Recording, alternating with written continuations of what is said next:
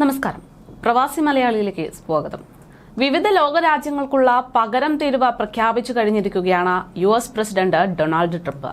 ഇതിന് പിന്നാലെ സ്വർണത്തിന്റെ വിലയൊക്കെ കുത്തനെ കൂടിക്കൊണ്ടിരിക്കുകയാണ്. ഇന്ന് മാത്രം 400 രൂപ അധികമാണ് ഇന്ത്യയിൽ മാത്രം സ്വർണ്ണ വിപണിയിൽ ഉണ്ടായ ഒരു വില റെക്കോർഡ് വരുന്നത്. 50% മുതൽ 10% വരെ പകരം തീരുവയാണ് 185 ലോകരാജ്യങ്ങൾക്ക് വേണ്ടി ട്രംപ് കഴിഞ്ഞ ദിവസം പ്രഖ്യാപിച്ചത്. പകരം തീരുവ പ്രഖ്യാപിച്ചതിലൂടെ US വീണ്ടും ലോകത്തിലെ മികച്ച സാമ്പത്തിക ശക്തിയായി ഉയരുമെന്ന് ട്രംപ് അറിയിക്കുന്നു. പക്ഷേ ഇത് പല രാജ്യങ്ങൾക്കും തിരിച്ചടിയാണ്. 50% പകരം തീരുവ ചുമത്തപ്പെട്ട ലെസോത്തോ, സെന്റ് പിയറോ ആൻഡ് മിക്യുലോൺ എന്നീ രാജ്യങ്ങളാണ് പട്ടികയിൽ ഏറ്റവും മുൻപിൽ നിൽക്കുന്നത് എന്നാണ് അറിയാൻ സാധിക്കുന്നത്. ഏഷ്യൻ രാജ്യങ്ങളായിട്ടുള്ള കംബോഡിയയ്ക്ക് 49% പകരം തീരുവ പ്രഖ്യാപിച്ചിരിക്കുന്നത്. ഇന്ത്യക്ക് 26% പകരം തീരുവ പ്രഖ്യാപിച്ചപ്പോൾ അയൽ രാജ്യങ്ങളായിട്ടുള്ള ചൈനയ്ക്ക് 34%, പാകിസ്ഥാന് 29% പകരം തീരുവ പ്രഖ്യാപിച്ചിരിക്കുകയാണ് ട്രംപ്. ഭൂകമ്പത്തിന്റെ കെടുതിയിൽ വലയുന്ന മ്യാൻമറിന് 44%, ആഭ്യന്തര യുദ്ധത്തിൽ നിന്ന് കരകയറുന്ന ശ്രീലങ്കയ്ക്ക് 44% പകരം തീരുവയാണ് ട്രംപ് പ്രഖ്യാപിച്ചിരിക്കുന്നത്. ആഭ്യന്തര യുദ്ധം രൂക്ഷമായിട്ടുള്ള സിറിയയ്ക്ക് 41%, ഇറാഖിന് 39%, പകരം തീരുവ. സുഹൃത്ത് രാഷ്ട്രമായിട്ടുള്ള ഇസ്രയേലിന് 17%, ജപ്പാന് 24%, UKയ്ക്ക് 10% പകരം തീരുവയായി പുതിയതായി പ്രഖ്യാപിച്ചിരിക്കുന്നത്. അമേരിക്കൻ ഉൽപ്പന്നങ്ങൾ അന്യായമായ ഇറക്കുമതി തീരുവ ഈടാക്കുന്നു എന്നാരോപിച്ച് ഇന്ത്യ ഉൾപ്പെടെയുള്ള രാജ്യങ്ങൾക്കെതിരെ പ്രസിഡന്റ് ഡൊണാൾഡ് ട്രംപ് പ്രഖ്യാപിച്ചിട്ടുള്ള തീരുവയാണ് ഇപ്പോൾ പുറത്തു വന്നിരിക്കുന്നത്. ഇത് ഇന്ത്യക്ക് അടക്കം കനത്ത തിരിച്ചടിയാണ് എന്ന് വിദഗ്ധർ പറയുന്നു. ഇന്ത്യയിൽ നിന്നുള്ള ഇറക്കുമതികൾക്ക് 26% അധിക തീരുവയാണ് അമേരിക്ക ചുമത്തിയിരിക്കുന്നത്. അമേരിക്കയിലേക്ക് എത്തുന്ന എല്ലാ ഉൽപ്പന്നങ്ങൾക്കും 10% തീരുവ ചുമത്തിയതിന് പിന്നാലെയാണ് ഈ ഒരു നടപടി ട്രംപ് കൊണ്ടുവന്നത്.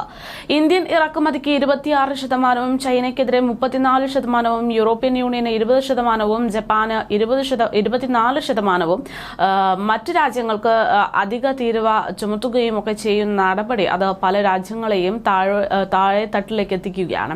അമേരിക്കൻ ഉൽപ്പന്നങ്ങൾക്ക് ഇന്ത്യ 52% തീരുവ ചുമത്തുന്നതിനാലാണ് ഈ നടപടി എന്നാണ് ട്രംപ് വാർത്താ സമ്മേളനത്തിൽ പറഞ്ഞത്. പക്ഷേ ഇത് ഇന്ത്യക്ക് കനത്ത തിരിച്ചടിയാണ്. ഇന്ത്യൻ പ്രധാനമന്ത്രി നരേന്ദ്രമോദി തന്റെ അടുത്ത സുഹൃത്താണ് എന്നടക്കം ട്രംപ് ഈ കഴിഞ്ഞ പ്രസംഗത്തിലും പറഞ്ഞിട്ടുണ്ടെങ്കിൽ പോലും ഇന്ത്യക്ക് കനത്ത തിരിച്ചടിയേകുന്ന തീരുമാനമാണ് ട്രംപിന്റെ ഭാഗത്ത് നിന്ന് ഉണ്ടായിരിക്കുന്നത്.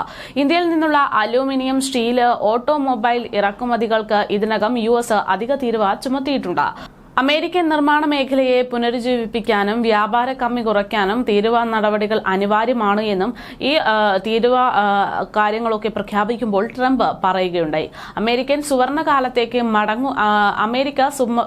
കാലത്തേക്ക് മടങ്ങുകയാണെന്നും ഇത് ചരിത്രപരമായിട്ടുള്ള മുഹൂർത്തമാണ് എന്നും ട്രംപ് അവകാശപ്പെടുന്നുണ്ട്. ഈ ദിവസത്തെ അമേരിക്കയുടെ വിമോചന ദിനം എന്നാണ് ട്രംപ് വിശേഷിപ്പിച്ചിരിക്കുന്നത്. US വ്യാവസായിക ശക്തിയുടെ പുനർജന്മമാകും ഈ കാണുക എന്നതാണ് US പറയുന്നത്.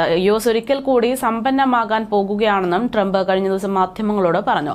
എന്തായാലും തീരുവ പ്രഖ്യാപനത്തെ തുടർന്ന് ഓഹരി വിപണികൾ വലിയ രീതിയിൽ തന്നെ ഇടിഞ്ഞു എന്നാണ് മനസ്സിലാക്കാൻ സാധിക്കുന്നത്.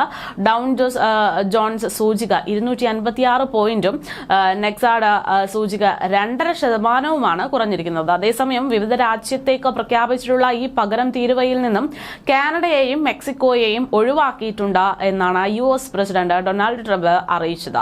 ഇരു രാജ്യങ്ങളുമായി വ്യാപാര വിഷയത്തിൽ കടുത്ത അതൃപ്തി നിലനിൽക്കവെയാണ് പകരം തീരുവയിൽ നിന്നും കാനഡയെയും മെക്സിക്കോയെയും ട്രംപ് ഒഴിവാക്കിയത്.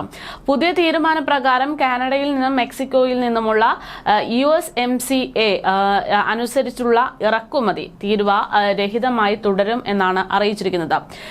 എന്നാൽ USMCAയിൽ പെടാത്ത ഇറക്കുമതികൾക്ക് 25% നികുതി നൽകേണ്ടി വരുമെന്നും അറിയിക്കുന്നു. അതേസമയം 3 ഏഷ്യൻ രാജ്യങ്ങൾ അമേരിക്കൻ പ്രസിഡന്റ് ഡൊണാൾഡ് ട്രംപിന്റെ തീരുവ നയത്തിനെതിരെ ഒരുമിക്കാൻ തീരുമാനിച്ചിരിക്കുന്നു എന്ന വാർത്ത കൂടെ ട്രംപിന്റെ ഈ ഒരു തീരുമാനത്തിന് തൊട്ടു പിന്നാലെ പുറത്തു വന്നിട്ടുണ്ട്.